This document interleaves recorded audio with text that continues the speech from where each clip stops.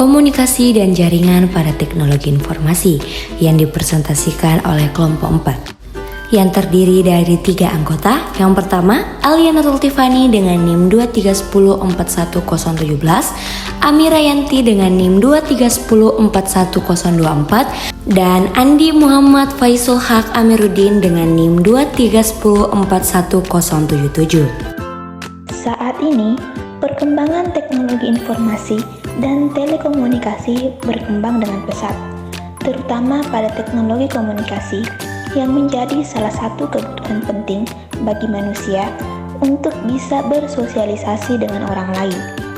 Pada dasarnya, semua orang yang terhubung ke internet, mereka dapat bertukar informasi dan data antara satu orang dengan yang lain, baik berupa gambar, suara, video, teks, dan yang lainnya. Fungsi komunikasi dan jaringan pada teknologi informasi. Yang pertama, mempermudah pekerjaan. Komunikasi dan jaringan dalam teknologi informasi memiliki peran yang sangat penting dalam mempermudah pekerjaan di berbagai bidang. Yang pertama, pertukaran informasi. Memungkinkan pertukaran informasi antar individu, departemen, atau organisasi dengan cepat dan efisien. Melalui jaringan komunikasi, data dapat dikirimkan dari satu tempat ke tempat lain dengan mudah. Fungsi yang kedua yaitu mempermudah proses transfer data. Proses transfer data yang efisien sangat penting dalam konteks teknologi informasi, terutama karena banyaknya volume data yang diproduksi dan diolah setiap hari. Mempermudah proses transfer data dapat mengoptimalkan kinerja sistem, meningkatkan produktivitas, dan mendukung berbagai aplikasi. Fungsi yang ketiga sebagai media kolaborasi. Sebagai media kolaborasi, teknologi informasi dan jaringan menyediakan platform dan alat untuk memfasilitasi kerjasama antar individu atau kelompok, terlepas dari lokasi geografis. Mengenai bagaimana teknologi informasi berperan sebagai media kolaborasi. Komunikasi real-time. Teknologi informasi memungkinkan komunikasi real-time antar individu atau kelompok melalui email, pesan instan, atau konferensi video. Anggota tim dapat berkomunikasi dengan secara langsung tanpa harus berada di tempat yang sama dan mendukung kolaborasi tanpa batas geografis.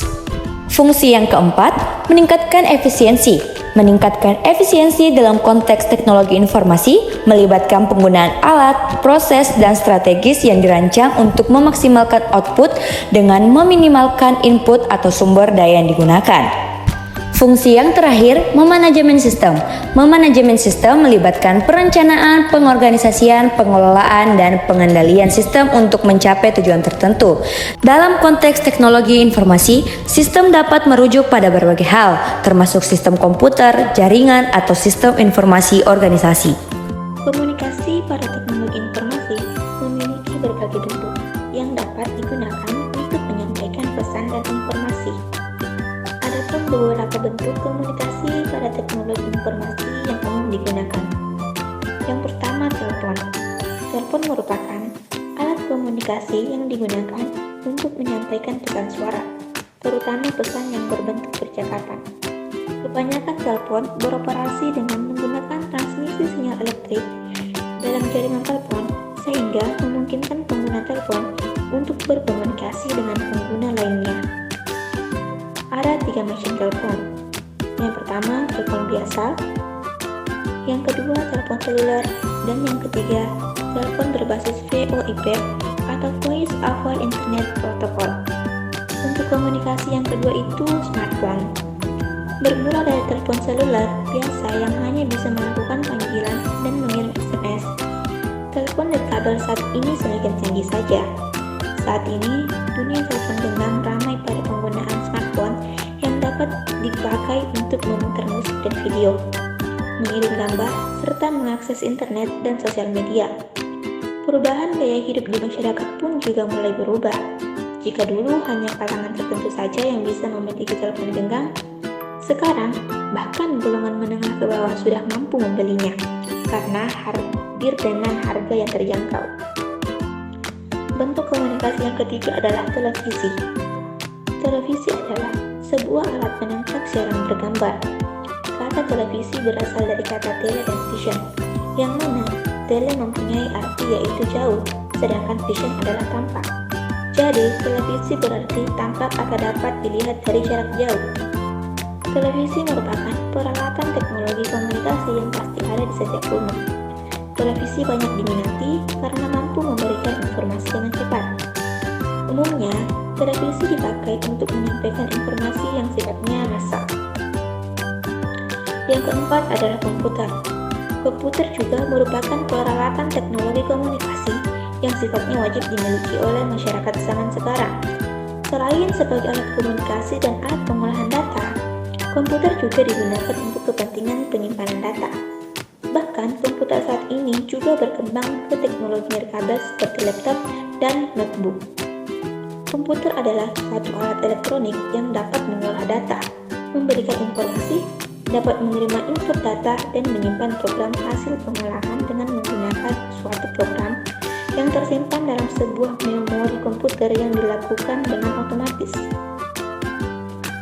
Bentuk komunikasi yang kelima adalah koran.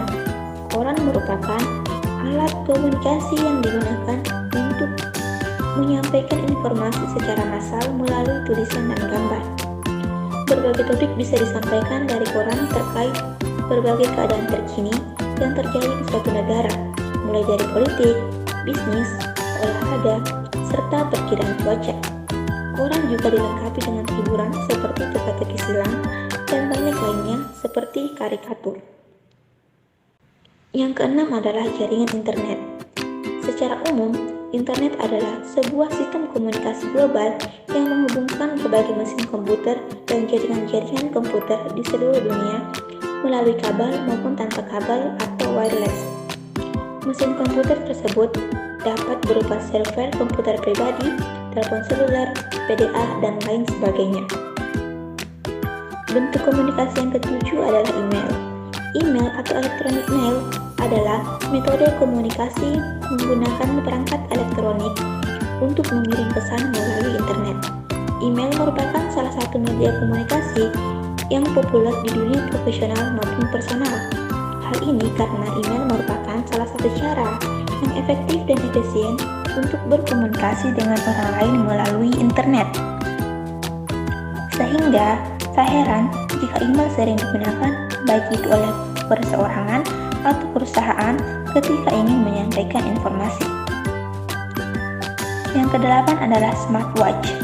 Smartwatch merupakan alat komunikasi yang pertama kali dikembangkan oleh seorang pria asal Kanada yang bernama Steve Mann. Pada tahun 1998, smartwatch ini memiliki layar yang terkomputerisasi dan dapat dihubungkan dengan ponsel. Notifikasi yang muncul pada ponsel bisa ditampilkan pada layar smartwatch sehingga kita dapat mengetahui pesan masuk melalui smartwatch tanpa harus mengecek ponsel. Bentuk komunikasi yang kesembilan adalah sosial media. Sosial media merupakan alat komunikasi modern yang digunakan untuk berinteraksi dengan orang lain secara online. Beberapa sosial media yang cukup populer seperti Facebook, Twitter, Instagram, WhatsApp, TikTok, dan lain sebagainya yang digunakan untuk berbagi informasi, foto, video, dan melakukan obrolan dengan teman atau keluarga. Yang ke-10 adalah radio. Radio merupakan alat elektronik yang digunakan sebagai media komunikasi dan informasi yang termasuk media audio yang hanya dapat memberikan rangsangan audio atau pendengaran saja. Melalui alat ini, orang dapat mendengar siaran tentang berbagai peristiwa, kejadian penting dan baru, masalah-masalah dalam kehidupan, serta acara hiburan yang menyenangkan. Bentuk radio sangat beragam, tapi secara sederhana bisa dibagi ke dalam dua bagian besar. Pertama, radio sebagai alat penerima informasi, dan yang kedua, radio sebagai pemberi informasi. Pengertian radio menurut Ensiklopedia Indonesia adalah penyampaian informasi dengan pemanfaatan. Peran komunikasi dan jaringan pada teknologi informasi. Komunikasi pada teknologi informasi memiliki peran yang sangat penting dalam kehidupan manusia saat ini. Berikut adalah beberapa peran utama teknologi komunikasi dan informasi. Yang pertama, menghemat biaya. Penggunaan teknologi komunikasi dan informasi dapat mengurangi biaya komunikasi, seperti biaya panggilan telepon internasional yang mahal. Selain itu, teknologi ini juga memungkinkan adanya pertemuan jarak jauh melalui video conference, mengurangi biaya perjalanan dan akomodasi. Yang kedua, meningkatkan akses informasi. Dengan adanya teknologi komunikasi dan informasi, akses terhadap informasi menjadi lebih mudah dan cepat. Orang dapat dengan mudah mencari informasi melalui internet, mengakses berita terkini, atau belajar melalui platform e-learning. Ketiga, meningkatkan kemudahan komunikasi. Teknologi komunikasi memungkinkan orang untuk berkomunikasi dengan mudah dan cepat, baik melalui telepon, pesan teks, email, atau media sosial. Hal ini mempermudah pertukaran informasi dan memperluas jangkauan komunikasi antar individu dan kelompok. Kemudian yang keempat, mempercepat proses. Dalam bidang bisnis, teknologi komunikasi dan informasi dapat digunakan untuk mempercepat proses bisnis, seperti pengolahan pesanan, pengiriman, dan pembayaran. Hal ini dapat meningkatkan efisiensi dan produktivitas perusahaan. Kemudian, yang kelima, mendorong inovasi. Perkembangan teknologi komunikasi dan informasi mendorong terciptanya inovasi baru dalam berbagai bidang seperti e-commerce, e-government, dan telemedicine. Inovasi ini dapat meningkatkan kualitas hidup dan kesejahteraan manusia. Kemudian yang keenam, mengubah pola hidup.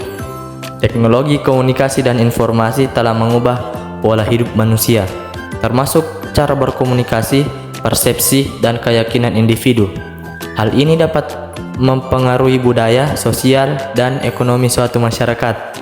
Baik, dengan memahami peran, fungsi, dan bentuk komunikasi dan jaringan dalam teknologi informasi, kita dapat mengoptimalkan penggunaan teknologi untuk mencapai tujuan bisnis, meningkatkan produktivitas, dan tetap relevan dalam era transformasi digital.